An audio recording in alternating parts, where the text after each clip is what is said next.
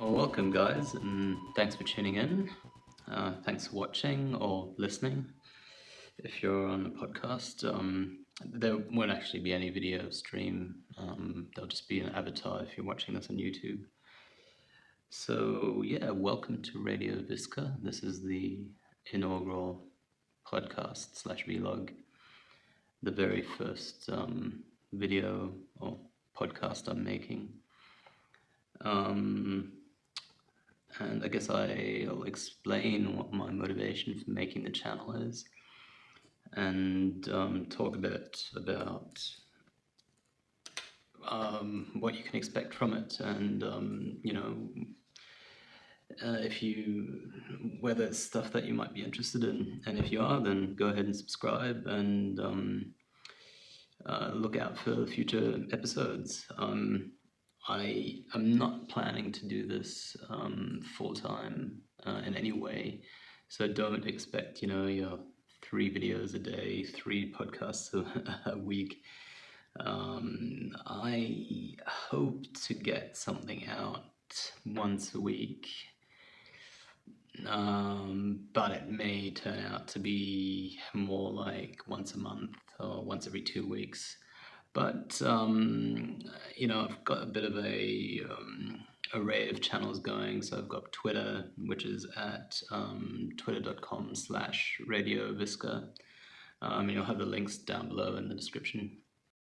I don't have Facebook, which I did make an actual account for Radio Viska on Facebook, and they deleted my account within 3 or 4 days for not having an accurate profile picture, I suppose. They didn't actually give me a reason. I just tried to log in and I got "this account has been disabled" message. And that was that. I tried to recover it, wouldn't get anything. So then eventually you get to this sort of menu where they want you to, scan an ID on both sides and send it to, fuck off Mark Zuckerberg, basically. If that's how you want to run Facebook, I don't fucking need Facebook, so fuck you, Mark Zuckerberg. Didn't expect to start swearing on this podcast so quickly, but hey, you got to get a bit lively right there. So basically at the moment stuck with Twitter and YouTube. I'm working on an actual blog, so an actual website that should be coming up in the future, and I'm also on gab.ai, which gives me a bit more sort of, I don't expect to be blocked from that as quickly, and it also gives you more characters to tweet with, or gab with, I guess, in that case. So yeah, all those links are down below, the YouTube channel, my Twitter and my Gab. So yeah, thanks for tuning in. Welcome to Radio Viska, and let's get into it. So first off, what am I going to be talking about? What are the videos going to be about? What am I tweeting about? So, I mean, some of you might have followed me already on Twitter, and this is how you've actually come across this podcast. I've been on Twitter for a little bit now, a few weeks. I used to have a Twitter account with quite a number of followers, but as you probably can imagine by my rant at Mark Zuckerberg just now, that Twitter account got deactivated for some of my, I guess, more controversial tweets. I mean, I don't even think my tweets are that controversial, but I certainly I'm not really attacking people personally, or trolling people the way maybe Milo Yiannopoulos was doing, and that's probably the reason he got banned for life there. But yeah, so that Twitter account first got shadow banned pretty heavily. I mean, it was pretty obvious that at a certain point, I just could not get any interactions anymore. I could not get any retweets. I didn't get any more followers. I mean, growth just stopped dead in its tracks. So there's certainly censorship on Twitter, and at some point then, after getting in some debates with various people, the whole deactivation thing came. So thanks for nothing, Jack, as well. But unfortunately, Twitter is pretty much the gold standard of global intellectual debate. And I mean, that's where you meet people to talk to. That's where you express yourself these days. YouTube is a good outlet as well, but as you probably are aware of, YouTube is also not all that safe either anymore. There are people that are being kicked off YouTube. So I did have a presence previously, but I wasn't. It wasn't unified, and it was just sort of my own account that I was playing around with. And I suppose I decided, maybe it's worth having a bit of a more professional go at it. And this channel is by no means a professional alternative news outlet or anything like that. It's really just my personal channel. For those of you who are wondering what Viska means, it means wisdom in Icelandic and Old Proto-Norse. I do not, claim to be the oracle of wisdom here, but it's certainly what I'm seeking, and what this channel is about a little bit as well is just, finding better ways to live, finding wisdom really, and hopefully I will do that with your comments as well. So always feel free to comment. Reply to me, video reply to me, email me. My email, I'll give you my email if you PM me or DM me or whatever it's called on YouTube or whatever this platform is you're listening on. Send me a direct message, and then I'll get back to you with my email. So yeah, so topics are, first of all, the sort of the how-tos of living in 2017. Or in the 21st century, and that'll be from my point of view. I am, as you probably can suspect from where it was going with the whole Twitter conversation, I'm a white male, so the endangered species really. And I can hear the leftists snickering already, but I'm certainly would place myself on the conservative end of the scale. Although, I don't think you can easily shoebox my sociological and political opinions. And notice that I put sociological first because I think politics is not the only way to measure a person's sort of stance about issues in the world. The left-right paradigm is just bullshit anyway.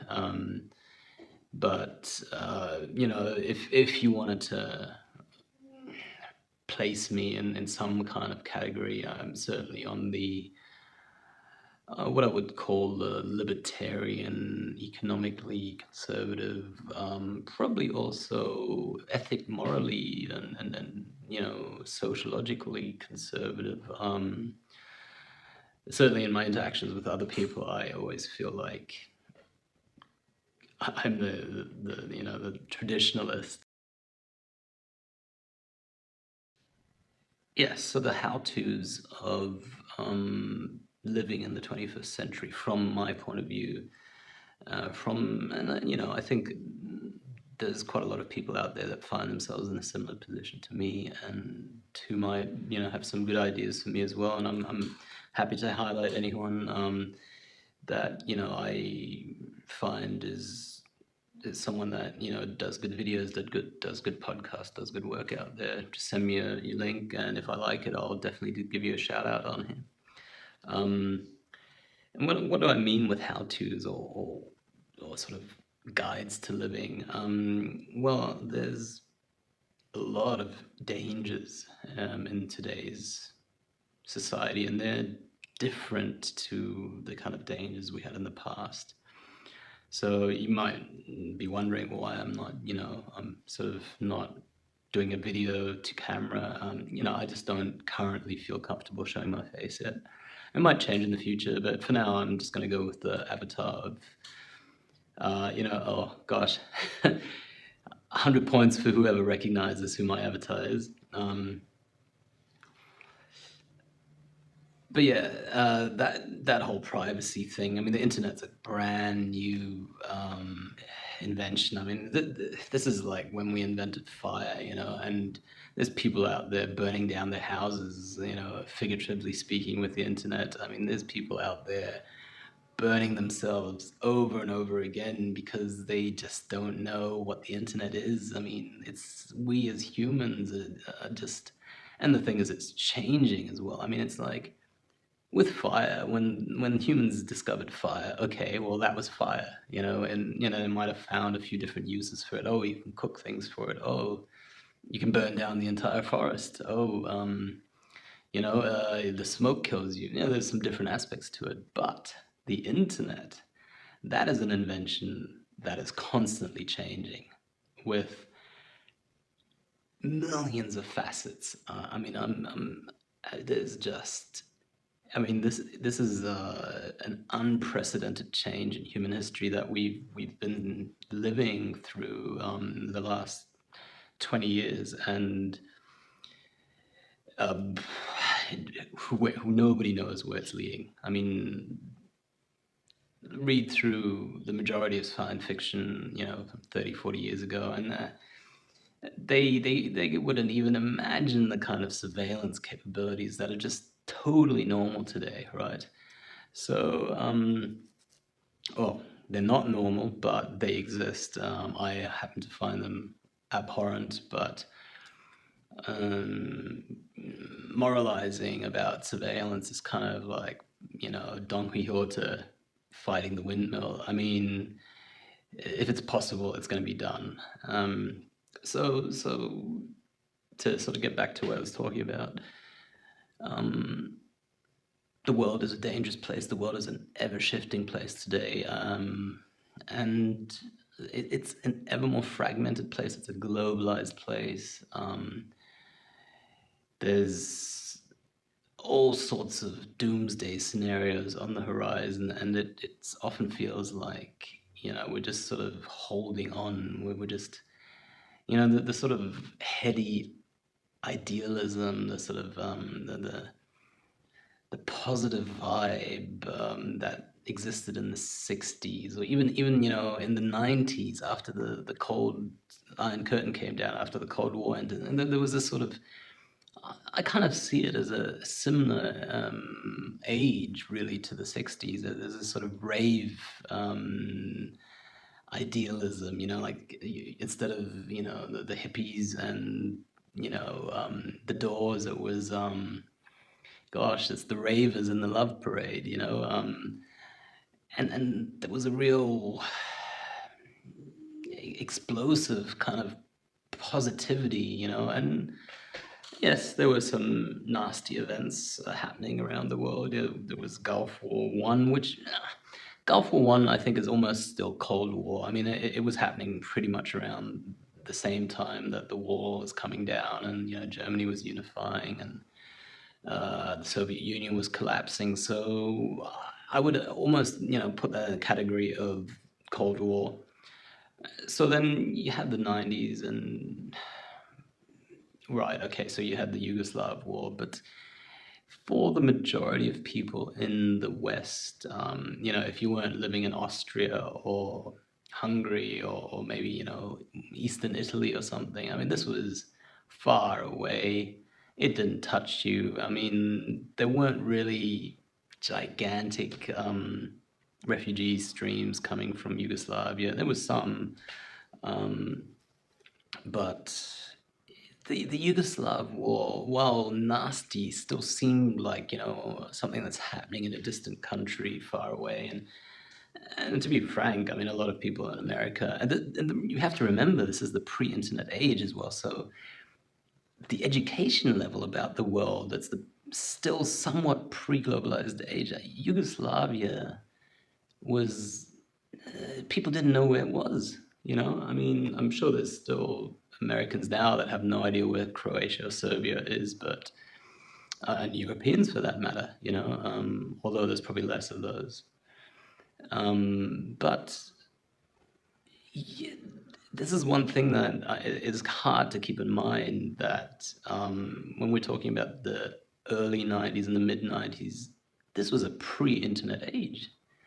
And yes, the internet existed, AOL existed, Yahoo search engine existed, or it was called web crawler, I think, Netscape browser, but this is 1995 we're talking about, and it was sort of an oddity. It was sort of like something that you had at school in the computer room. Your dad used it late at night on his Macintosh, tiny Macintosh gray box, and you could look some things up, and oh yeah, you could, there were some message boards, but I would say the vast majority of the world's population was not yet on the internet in 1995. And this depends. I mean, people at university certainly were, early adopters certainly were, but it was not a big thing yet. And I think that came towards the year 2000. I mean, come year 2000, I think the situation has significantly changed, at least with home PCs, and laptops. The smartphone revolution hasn't yet arrived, but yeah, so the 90s were the sort of last hurrah of a, like a positive pre-globalized, pre-mass migration, pre-internet age. And as you can probably tell by my age, that's sort of, well, maybe you can't tell, but that's sort of when I grew up. And things have not been the same since. Things have gotten darker somehow, more complicated. So, and some of this might be that the internet has just made us more aware of the dangers that are out there, the reality of what's actually happening. I mean, people knew about the Vietnam War. I mean, people knew about, gosh, Iraq War One. There was journalism, there was information to be had. I mean, Marxism, all these kind of movements, they started well before the internet. But I get a sense that the complexity of the information, the level of dissemination, and the level of debate about these things, is now at a totally different level. So potentially that's why things feel darker. And maybe that's my personality. Other people might say this is the best age that has ever existed, and they might really feel that way. That might be a good poll to do. I might do a poll on how people feel about the present age and where the future is heading on Twitter, when I have a bit more followers. So in this age, we have challenges, pesticides in our food, radiation from Fukushima and Chernobyl, finance, inflation, debt problems, hacking into bank accounts, taxation. Then there's the problems of where to live, worsening public security, safety, decline in community, and then there's all these issues that are in a way inhumane, or that are, and when I use the word inhumane, I mean not suited to humans. And so I think that's going to be one area that I focus on, and which it's not really philosophical, it's not really political, geopolitical. It's more just how-tos. How do we deal? What are good ways to deal with all the things? And I might have some reviews of some products, some good books. I might have some how-tos on how to grow your own organic food, what kind of financial solutions are good, Bitcoin or is it gold or whatever. So, that's, I think, one focus of this channel. Just then the next focus is philosophy in general. And here I think it gets a bit more abstract and a bit more, I guess I'm still searching, and I'm still studying a lot of different philosophers, a lot of different philosophies, theology, spiritualism,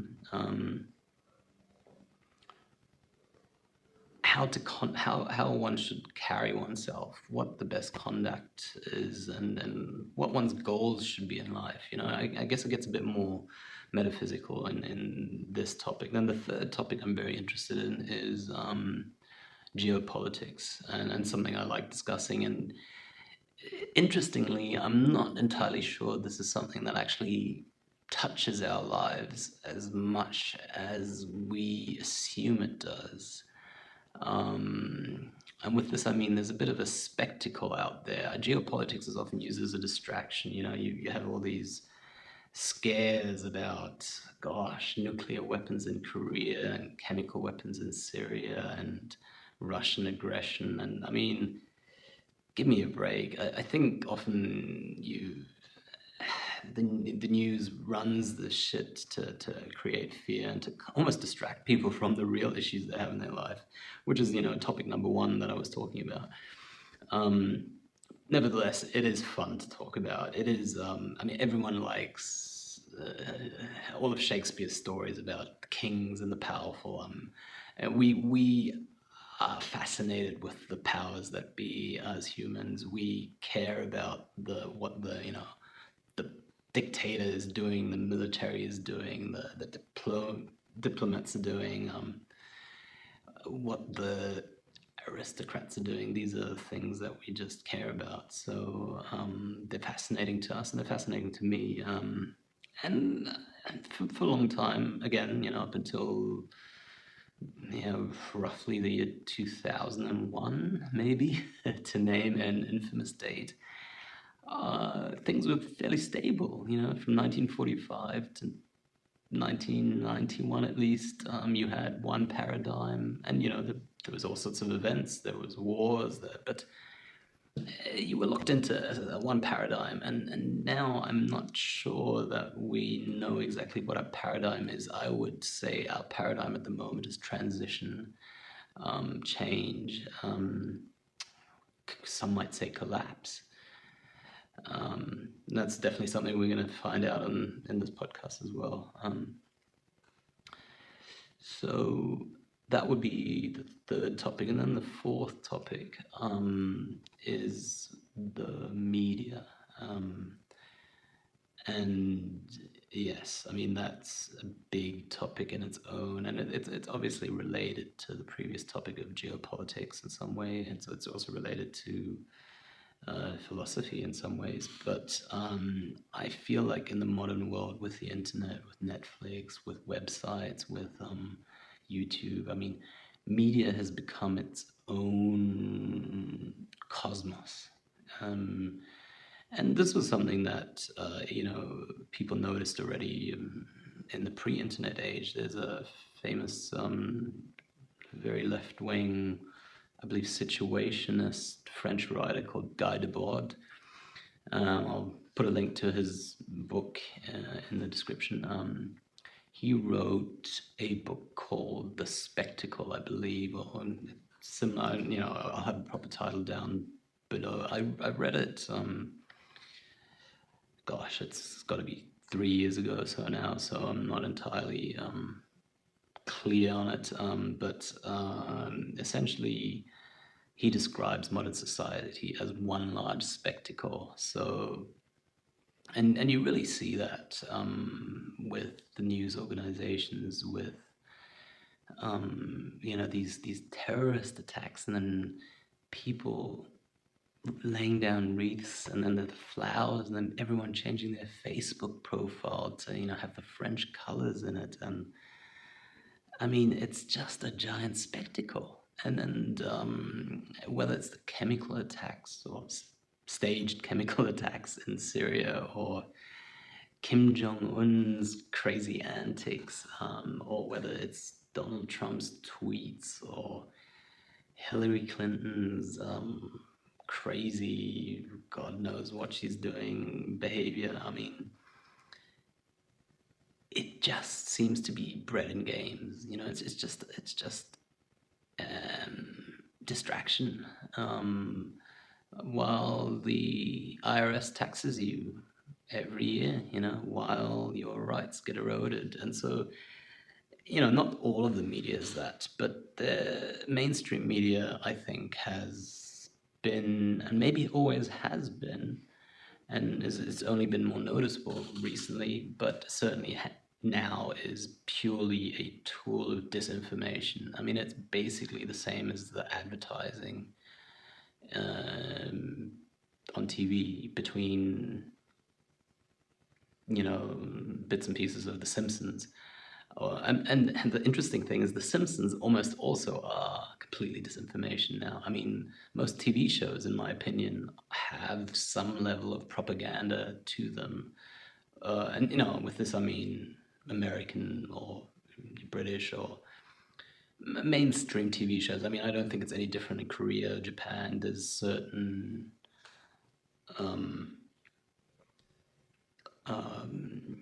ideas, certain ways of thinking, certain acceptable thought paradigms expressed in these TV shows, and often there's new ones introduced as well. This is something I think that's strongest in the Anglo-Saxon world, in America and England and Britain, where TV is trying to push the population in a certain direction. Certain things are funded. So I find the media extremely fascinating, and as you may have guessed, I actually sort of work in the media. Yeah, so those are the 4 topics I want to talk about. Why am I doing it? That's a bit more of a difficult topic, but I think one of the difficulties of this modern age is the fragmentation of society, and I increasingly find myself incapable of encountering people in real life that I can have these conversations with, that I can talk about things in a open way. And I'm speaking fairly openly now. I'm sure there's some level of inhibition in me still now. For one, I'm concerned that my neighbors can hear me. But I tested it earlier. I don't think they can.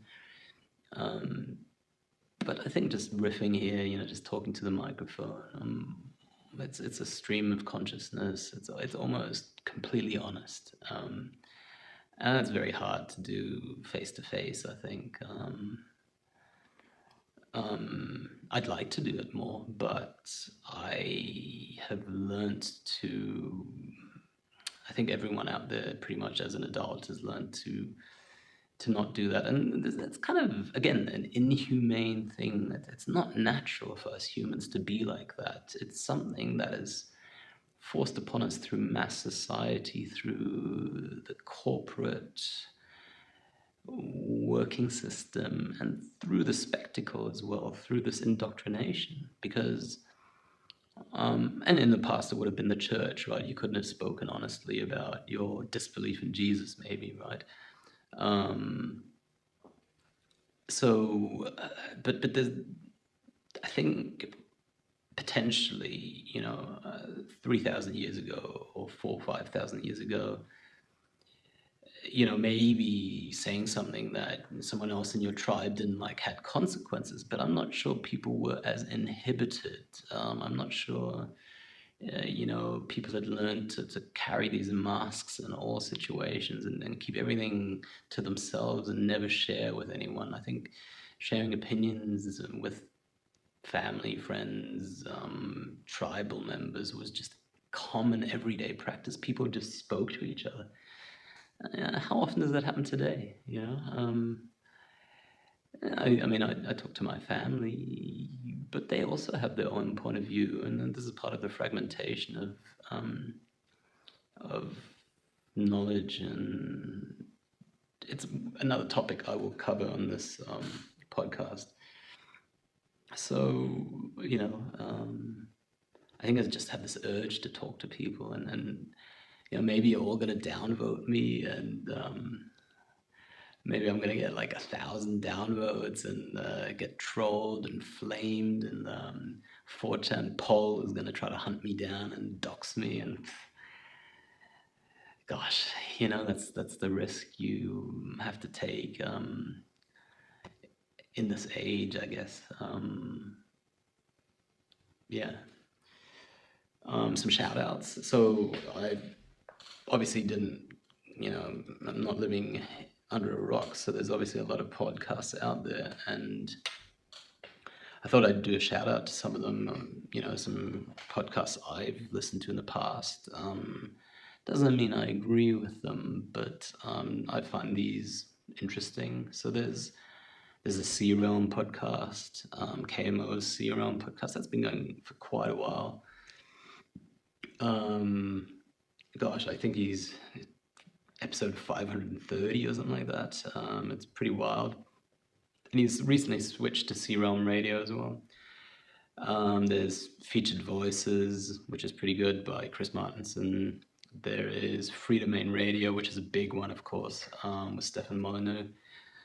Yeah, something that's an interesting show, and he's at 3,662 as I'm recording this now. So, gosh, he's prolific.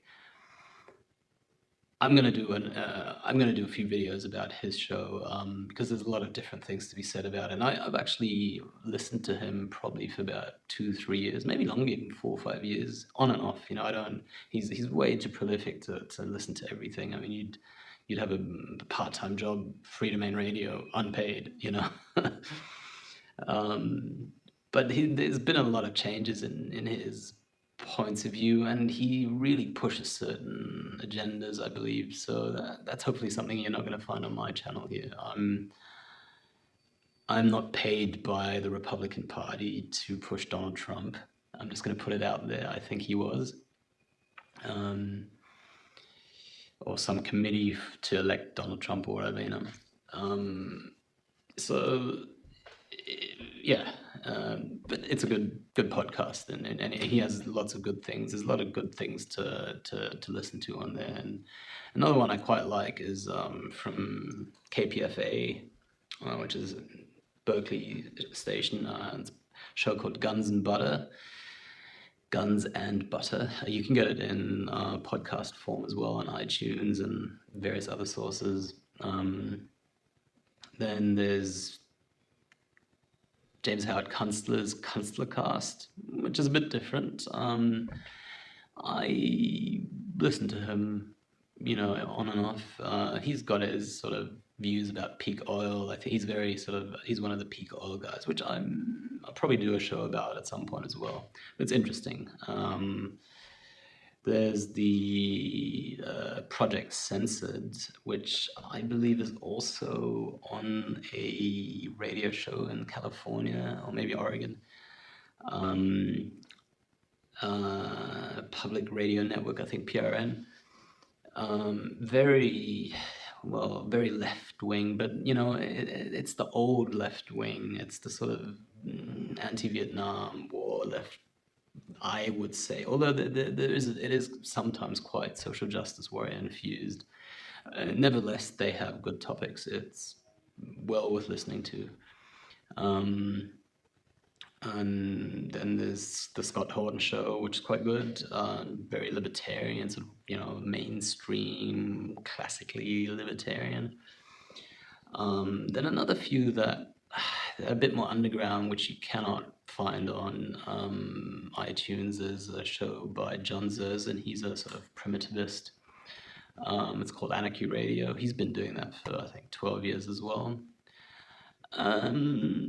Yeah, well, he's basically a Luddite, but nevertheless, you know, he's also sort of a left-wing Luddite, which, you know, not all Luddites are. I mean, look at the Amish, for example, but also, you know, the sort of the Luddite to, you know, the original Luddite is Ted Kaczynski, the Unabomber, and I mean, if you read, he's sort of outside of the political spectrum, really, and he's quite harshly critical of the social justice warrior kind of narrative that the left is, and generally even Marxism, and I mean he's sort of pre-left right paradigm in his thinking. So being anti-technology does not necessarily mean you're left wing, but I mean, the whole left right paradigm is another thing that you know, that I'll do an entire show, probably several shows on that as well. Yeah, I mean that's about it. There's a few more guys on YouTube I like. I mean, there's Styx Hexenhammer 666, which you know, he's interesting to listen to. I disagree with a lot of what he has to say, but you know, sometimes he's probably more correct than I would like to give him credit for. And there's, you know, there's a few guys that are more on the further right spectrum, if you wanted to use that paradigm. There's Vikas, who is just got quite a lot of followers now, and he's quite an inspirational figure just due to his life story, really. You know, how do you free yourself from, you know, the aftermath of these kind of events and the events that he went through? And I find him a very impressive person. Just the way he, well, first of all, I think his music's quite great. I like both some of his ambient stuff, especially. But yeah, he has very interesting opinions, and he does some pretty good, interesting videos. There's the X22 report, which there's, gosh, I mean, I might actually do a video where I present an entire list of everything that I watch. I mean, and that I read as well. You know, if you want to get into websites, actual news sources, we'd be here all day. But yeah, that's pretty much where this channel is coming from. That's me.